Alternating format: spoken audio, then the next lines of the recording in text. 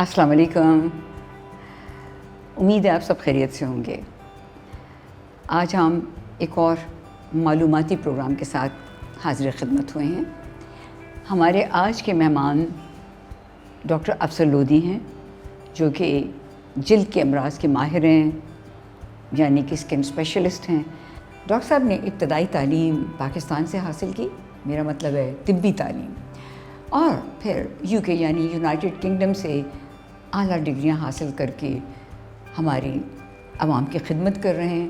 Doctor صاحب ایک بہت اعلیٰ معیار کے اسکن اسپیشلسٹ ہیں، تو آئیے ان سے ملتے ہیں. السلام علیکم ڈاکٹر صاحب. وعلیکم السلام. بہت شکریہ for your kind words. Thank you very much. آپ نے مدعو کیا، بڑا اچھا لگ رہا ہے. بہت اچھا آپ کا ماشاءاللہ میں نے دیکھا، چینل بھی بہت اچھا ہے. اور جی بالکل کافی گہرا ساتھ ہے، کیونکہ اسٹریس کا، انگزائٹی کا اور ان چیزوں کا سارے آرگنس پہ اثر ہوتا ہوگا ضرور، لیکن اسکن ایک واحد ویزیبل آرگن ہے، ایک ایسی چیز ہے جو نظر آتی ہے. تو اس پہ جو اثرات ہوتے ہیں وہ نظر بھی آتے ہیں، اور دماغ کا یعنی نروس کا یا نروس سسٹم کا اور اسکن کا اوریجن بھی ایک ہی جگہ سے، ایکٹیڈرم سے ہم کہتے ہیں اپنے میڈیکل ٹرم میں. تو ان کا بالکل کافی ساتھ ہے اور کافی گہرا تعلق ہے، اور جو بھی چیز ہوتی ہے اسکن پہ نظر بھی آ جاتی ہے اسکن کے ذریعے سے، کہ کوئی اسٹریس میں ہے، کوئی پریشان ہے، کوئی اینکشس ہے، تو وہ بھی ایکسپریشن جو اسکن دیتی ہے اس سے پتہ چل جاتا ہے کہ انسان کتنا ریلیکسڈ ہے، کتنا پریشان ہے، کتنا خوش ہے، کتنا رنجیدہ ہے. تو اسکن میں جو ایکسپریشنز ہوتے ہیں جو آتے ہیں انہی سے یہ سب پتہ چلتا ہے. تو بہت میرے خیال میں گہرا ساتھ ہے. جی، آپ کی بات سے مجھے کچھ یاد آ رہا ہے کہ بہت سے نجومی کیا کرتے ہیں، آپ کا چہرہ دیکھتے ہیں، پھر آپ کا ہاتھ دیکھتے ہیں، اور آپ کے چہرے سے یہ دیکھ کر کہ آپ پریشان تو نہیں ہیں، شروع ہو جائیں گے کہ آپ کو پریشانی ہے، آپ کے رشتہ دار آپ کے دشمن ہیں. وہ کہہ رہے بھائی کیسا ماہر نجومی ہے، اس نے ہماری ساری زندگی کو پڑھ لیا. لیکن اصل میں وہ آپ کے چہرے کو دیکھ رہا ہوتا ہے. بالکل ایسے اگر آپ ریلیکسڈ ہیں تو ظاہر ہے ریلیکسڈ آدمی تو نجومی کے پاس نہیں جائے گا. ہر آدمی کو کوئی نہ کوئی پریشانی ہوتی ہے، تو وہ آپ کے چہرے سے بھی یہ تاثرات پڑھ لیتے ہیں بہت حد تک. بالکل اس میں میرا تو خیال ہے چہرہ دل کی کتاب ہے. جی کیا خیال ہے؟ جی، اور چہرے کے ایکسپریشن سارے اسکن کے تھرو ہی دیے جاتے ہیں. جی، تو مسلس آف فیشل ایکسپریشن کہتے ہیں یہاں کی اسکن کو، کہ سارے ایکسپریشن مسلس سے ہی دیے جاتے ہیں. اور اس میں سائیکیٹری اور اسکن ڈیزیز کا بھی چولی دامن کا ساتھ ہے. بہت ساری کامن چیزیں ہیں، بہت ساری ایسی چیزیں جو اسکن میں ہی دیکھی جاتی ہیں، کیونکہ واحد ویزیبل آرگن ہے. اور اسکن کے بہت امپورٹنٹ فنکشنز ہیں، جیسے ٹیمپریچر ریگولیشن ہے، یا وائٹامن ڈی پروٹیکشن ہے، یا پروڈکشن ہے، یا پروٹیکشن ہے کہ اسکن کے اندر کوئی چیز گھس نہیں سکتی ہے، وائرس یا بیکٹیریا وغیرہ. تو ایک فنکشن ہے یہی ایکسپریشن. تو اس طرح سے کافی حد تک ایک ساتھ ہے. اور اس طرح سے بھی ہے کہ اسکن اور سائیکیٹری میں 2-3 طرح کا رشتہ ہے. پہلا رشتہ تو یہ ہے کہ کچھ اس طرح کی کنڈیشنز ہوتی ہیں اسکن کی جو سائیکیٹرک پرابلم کی وجہ سے ہو جاتی ہیں اسکن میں. کچھ اس طرح کی پرابلم ہے کہ اسکن پرابلم سے سائیکیٹرک پرابلمز ہو جاتی ہیں. اور تیسرا رشتہ یہ ہے کہ کچھ اس طرح کی چیزیں ہوتی ہیں جو ایگراویٹ ہو جاتی ہیں اسٹریس میں. کاز نہیں ہے اسٹریس. مثال کے طور پہ ایگزیما ہے، اسٹریس میں ایگراویٹ ہوتا ہے. لیکن پلینس ہے، سورائسس ہے، ایکنی ہے، کافی ساری چیزیں، ہیئر لاس ہے جو اسٹریس میں ایگراویٹ ہوتا ہے. ٹریکوٹیلومینیا کے بارے میں یہ بتاؤں کہ میرے مشاہدے میں زیادہ تر خواتین میں ہے، اور دوسرا یہ کہ اس سے وہ ریلیکس فیل کرتی ہیں بال کھینچ کر. انگزائٹی تو ہے، بجائے کہ انگزائٹی کا علاج کرائیں وہ بال کھینچتی ہیں. آپ کا کیا ہے؟ بالکل صحیح کی کیا رائے ہے. ہے؟ دیکھا جاتا ہے کہ جیسے کچھ لوگ اپنے بال کھینچ لیتے ہیں، کچھ لوگ ذرا کچھ اسکن کھرچ لیتے ہیں، پروریگو بنا لیتے ہیں. اور جیسے پروریگو ہے، جب وہ کھجانا شروع کرتے ہیں تو ان کو بڑی تسکین ملتی ہے، بڑا اچھا ہوتا ہے، بڑا ریلیکس فیل کرتے ہیں. کھجا کے، خون نکال کے، چھیل کے، دے فیل گڈ کہ اب ریلیکس ہو گئے. تو یعنی ان کو ایک میرے خیال میں وے آؤٹ مل جاتا ہے کہ ہم نے یہ کر لیا، یا یہ بال 4-5 نکال لیے، تو کچھ نہ کچھ اکمپلش کر لیا یا کچھ کر لیا. کیونکہ جو انگزائٹی ہے وہ تو نہیں ہٹا سک رہے تھے، تو یہ کر سکتے ہیں، یہ کر لیا، تو دے فیل بیٹر کہ ہاں دے ہیو ڈن سمتھنگ، کچھ نہ کچھ کر لیا انہوں نے.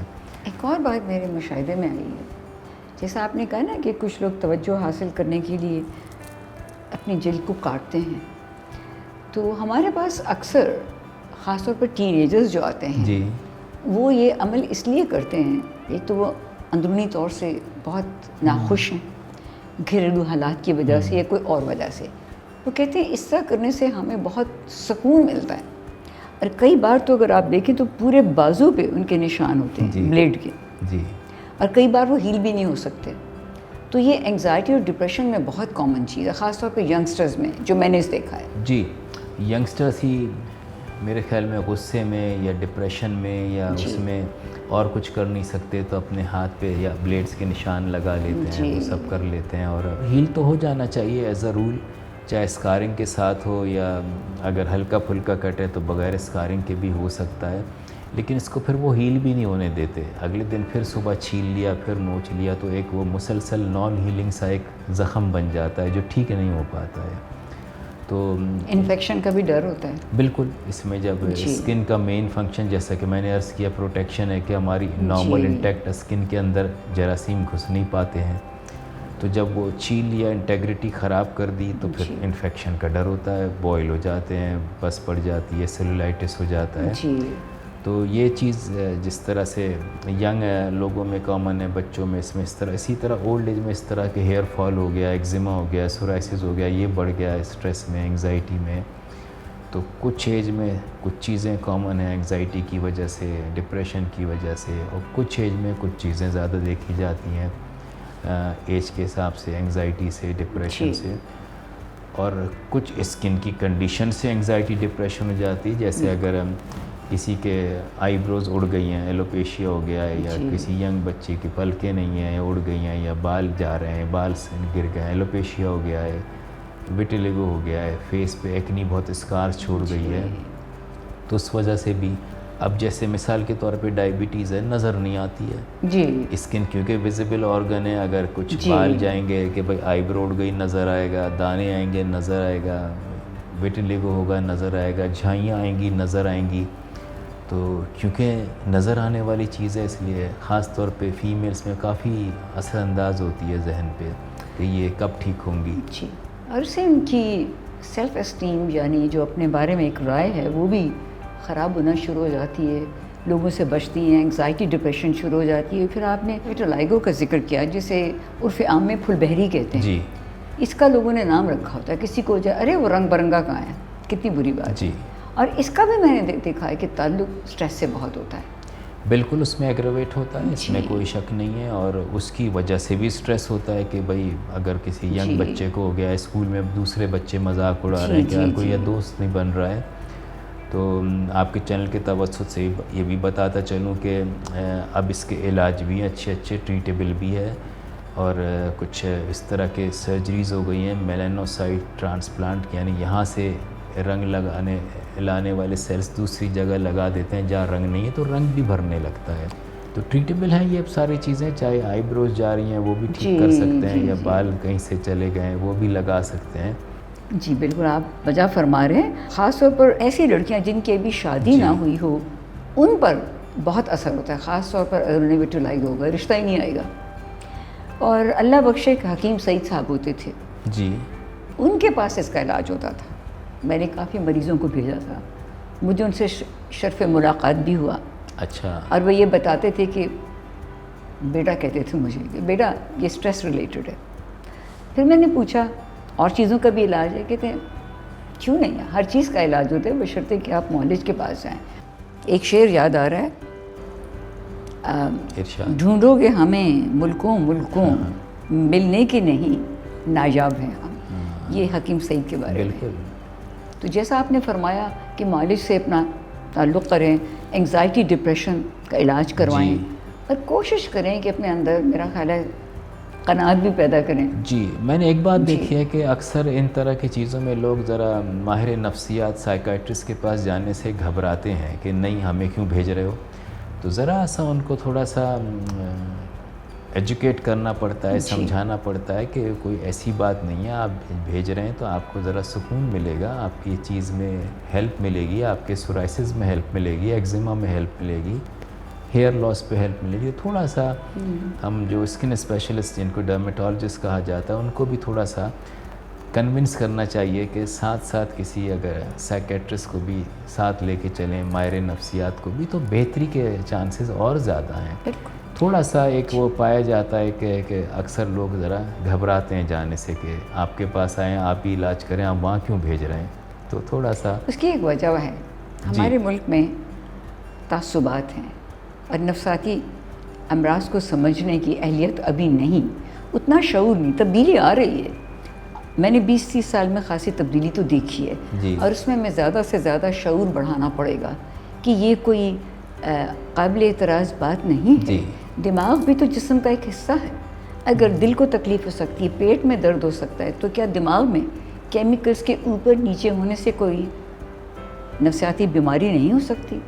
کیا کریں گے؟ پہلے تو پیروں فقیروں کے چکر میں جائیں گے اور اتنی تاخیر کر دیں گے کہ مرض لا علاج ہو جاتا ہے. جی میرے خیال میں تھوڑا سا سوشل پریشر بھی رہتا ہے کہ میں جاؤں گی تو ڈاکٹر سارے سسرال والے کیا بولیں گے کہ یہ ماہر نفسیات کے پاس جا رہی ہے, کیا ایسا ہے یا ویسا ہے, تو فرینڈس کیا کہیں گے, رشتہ دار کیا کہیں گے. تو اس پریشر میں بھی میں نے جو دیکھا ہے بعض دفعہ نہیں جاتے ہیں کہ بھائی میرے سسرال والوں کو میں کیا بولوں گی کہ میری یہ کیا وہ چھپ کر آتی ہیں, نام غلط لکھوائیں گے. میرے کلینک, یہ میرے کلینک کا ہی ایریا جہاں آپ تشریف فرما ہیں, اس کے 2 دروازے ہیں, ایک تو وہ ہے اور ایک وہ ہے. وہ جو رائٹ ہینڈ والا ہے یہ پیچھے کچن میں کھلتا ہے. کچھ ایسی شخصیات بھی ہیں جو نامور ہونے کی وجہ سے پچھلے دروازے سے آتی ہیں. تو جن لوگوں کو میرے پاس آنے میں کوئی ہچکچاہٹ ہو تو ان کو میری سیکٹری بتا دیتے ہیں کہ دیکھیے ہمارے 2 دروازے ہیں, اگر آپ کامن ویٹنگ روم میں نہیں آ سکتے تو پچھلے دروازے سے آ جائیے. یہ حالت ہے, یعنی ایک چور دروازے سے آئیں گے. یہ بہت دیکھا ہے میں نے. اور کسی کے پاس بھی بھیج دیں, کارڈیالوجسٹ ہیں, ہارٹ کے ہیں, اس کے تو کوئی سوال نہیں سوچتے ہیں. اگر ہم کہیں کہ بھئی آپ ماہر نفسیات سے بھی ذرا مشورہ کر لیں تو ذرا ان کی آئی بروز ریز ہوتی ہیں کہ یہ ہمیں کیوں, کیسے جائیں, کیا ہو جائے. اور سوشل پریشر بھی رہتا ہے کہ سب لوگ کیا بولیں گے کہ اس کا علاج چل رہا ہے وہاں. تو یہ تھوڑا سا ہے جس کے بس ہمارا شعور بڑھے گا, آگہی بڑھے گی. اور ان پروگراموں کا یہ بھی ایک مقصد ہے کہ ہم نفسیاتی امراض کے بارے میں لیکچر نہیں, کہانیوں, ڈراموں, شارٹ فلمز کی صورت میں لوگوں میں شعور پیدا کریں. یہ بہت فائدہ ہوگا. اور آپ کے چینل کے تھرو میرے خیال میں لوگوں کو یہ بتاؤں کہ بالکل جائیں, یہ کوئی خراب چیز تو ہے. ڈاکٹر ہوتا ہے, آپ کو ہیلپ ہی کرے گا. اور کوئی ڈاکٹر ایسا نہیں کرے گا, چاہے ماہر نفسیات ہو یا کوئی ہارٹ کا ہو یا کوئی لنگ کا ہو, کہ آپ کی خرابی کا سوچے, بہتری کا ہی سوچے گا. شفا تو اللہ کے ہاتھ میں ہوتی ہے, لیکن گھبرانا نہیں چاہیے علاج سے. اور جتنی جلدی علاج ہو جائے وہ بیماری اتنی ہی جلدی کنٹرول ہو جاتی ہے, بہتر ہو جاتی ہے, ٹھیک ہو جاتی ہے. تو اس میں کوئی ہیزیٹیشن ہونا نہیں چاہیے کہ ہم ادھر کیسے جائیں, ادھر کیسے جائیں. آپ نے بجا فرمایا. اور اسکن کا اور سائیکیٹری کا تو بہت چولی دامن کا ساتھ ہے. اور میں نے تو یہاں تک کہنے کی کوشش کی ہے کہ دماغ جو ہے ہمارے تمام جسم کو کنٹرول کرتا ہے. اس کے اختیار میں ہمارا دل بھی ہے, ہمارا معدہ بھی ہے, سب کچھ ہے. تو پھر اگر کوئی کیمیکل امبیلنس ہو تو کیوں نہ اس کا علاج کروایا جائے. لیکن لوگ سمجھتے نہیں ہیں. پھر جو آتے ہیں تو اصرار کرتے ہیں کہ دوائی نہ دیں, خالی باتوں سے ٹھیک کریں. میں کہتی ہوں دیکھیے میں کوئی بنگالی جادوگر نہیں کہ آپ کے اوپر کچھ پھونک دوں. معاف کیجیے گا, یہ کیمیکل امبیلنس ہے, میں آپ کا ٹائم نہیں ویسٹ کرنا چاہتی. یہاں پہ دوا ضروری ہے. کئی بار ہم دوا نہیں بھی دیتے, تو یہ ہر کیس کی نوعیت پر ہوتا ہے. تو آپ سے یہ پوچھنا تھا, آپ کوئی خاص احتیاطی تدابیر ہمارے ناظرین کو بتائیں گے کہ کیسے جلد کے امراض سے بچا جائے. اور دوسرا یہ کہ علاج کیا آسان ہوتا ہے جو آپ کرتے ہیں کہ لمبا علاج ہوتا ہے, کچھ اس کے بارے میں فرمائیں گے؟ دیکھیے پہلی بات تو یہ کہ احتیاط 2-4 چیزوں کا خیال رکھیں اگر اسکن کو اچھا رکھنا ہے. سب سے پہلے تو موئسچرائز کر کے رکھیں اسکن کو, ڈرائی نہیں چھوڑیں. ڈرائی اسکن میں رنکلز جلدی آتے ہیں, ڈرائی اسکن حساس جلدی رہتی ہے. دوسرا دھوپ سے بچیں. دھوپ آج سے 50 سال پہلے خراب نہیں تھی, اب خراب ہو گئی ہے. تو اللہ نے ایک اوزون لیئر دیا تھا زمین اور اس کے آسمان کے بیچ میں, تو اوزون لیئر سن کی خراب ریز کو روکتا تھا اور صرف اچھی ریز کو آنے دیتا تھا. وہ انڈسٹریلائزیشن سے اوزون لیئر ڈپلیٹ ہوتا جا رہا ہے, یعنی کہیں کہیں سے چلا گیا ہے, ختم ہو گیا ہے. تو اب زمین پہ مضر دھوپ کی شعاعیں بھی پہنچ رہی ہیں. تو اب دھوپ سے بچیں اور سن بلاک لگا کے رکھیں. پانی کی انٹیک اچھی رکھیں، ڈائٹ اچھی رکھیں، اور سب سے اہم بات اسٹریس نہیں لیں، ریلیکس رہیں، نیند پوری لیں. یہ تو چند اور اسکن کو صاف بھی رکھیں. بہت سی خواتین ہیں میک اپ کے ساتھ ہی سو جاتی ہیں، شاید ان کا خیال ہوگا کہ وہ صفائی تو نصف ایمان ہے. خواب میں خوبصورت نظر آئیں گی، لیکن یہ بات نہیں ہے. دن بھر کا جو میک اپ ہے اگر آپ نے کچھ لگایا ہے تو ویسے بھی نہیں بھی ہے، تو اسکن کسی اچھے سے کلینزر سے اپنی جلد کو صاف کرنے چاہیے، صابن سے ہی منہ دھو لیں، لیکن احتیاط کریں، صاف رکھیں اور اپنے دل کو صاف رکھیں. بالکل اچھی تھاٹس رکھیں، اطمینان رکھیں، اسٹریس نہیں لیں. اور جہاں تک آپ نے فرمایا کہ علاج یا اس کے بارے میں، تو میرے خیال میں جتنی ترقی پچھلے 15-20 سال میں ڈرمیٹالوجی یعنی اسکن میں ہوئی ہے، میرے خیال میں کسی فیلڈ میں نہیں ہوئی. ڈاکٹر صاحب آپ کی باتوں سے تو یہی سمجھ آ رہا ہے کہ جلد جو ہے وہ دل کا آئینہ ہے. عام طور پہ لوگ کہتے ہیں آنکھیں دل کا آئینہ، خیر جلد میرا خیال ہے زیادہ امپورٹنٹ ہے. دل کا بھی، دماغ کا بھی آئینہ. جی جی. تو یہ آئینہ جو ہے اس کو صاف اور شفاف رکھنا چاہیے. میں آپ کی بہت شکر گزار ہوں کہ آپ تشریف لائے اور اس قدر مصروف ہونے کے باوجود ہمیں وقت دیا اور اپنی رائے سے ناظرین کو مستفید کیا. بہت شکریہ مدعو کرنے کا. Thank you. ہم آپ سے اجازت لیتے ہیں، انشاءاللہ اگلے پروگرام میں آپ سے پھر ملاقات ہوگی. جب تک خوش رہیے، اپنا اور اپنی جلد کا خیال رکھیے گا.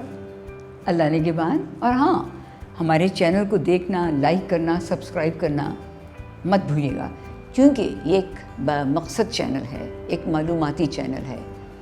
انشاءاللہ پھر ملاقات ہوگی. اپنا خیال رکھیے. اللہ نگہبان.